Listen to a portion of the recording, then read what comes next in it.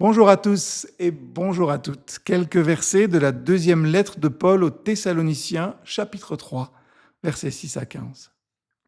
Frères et sœurs, nous vous le demandons au nom du Seigneur Jésus-Christ, tenez-vous à l'écart de tous les frères et sœurs qui n'assument pas leurs responsabilités et qui ne se conforment pas à l'enseignement que nous leur avons transmis.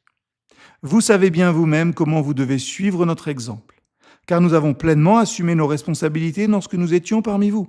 Nous n'avons demandé à personne de nous nourrir gratuitement. Au contraire, acceptant les peines et les fatigues, nous avons travaillé jour et nuit pour n'être à la charge d'aucun de vous.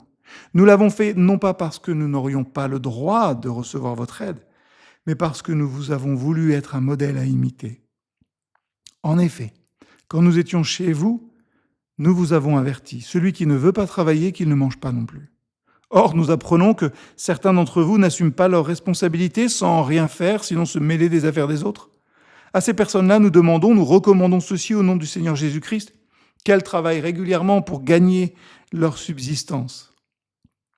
Et vous, frères et sœurs, ne vous lassez pas de faire le bien. Si quelqu'un n'obéit pas aux instructions que nous donnons dans cette lettre, notez-le et n'ayez aucun contact avec lui afin qu'il en ait honte. Cependant, ne le traitez pas en ennemi, mais avertissez-le comme un frère, comme une sœur. Je suis désolé, la rentrée approche et les habitudes vont revenir. Et Paul rappelle ici que la vie chrétienne ne se vit pas simplement dans les grands moments, elle se vit dans le travail.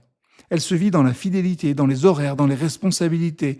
Dieu est autant présent dans un bureau que dans une église. Et je crois que les jours ordinaires sont souvent les lieux extraordinaires où nous pouvons voir la grâce de Dieu. Je n'en dis pas plus, c'est tout ce que je vous souhaite aujourd'hui et pour cette rentrée. Ne l'oubliez pas, les jours ordinaires, vos jours ordinaires, mes jours ordinaires, sont souvent les lieux où la grâce de Dieu se manifeste de manière extraordinaire.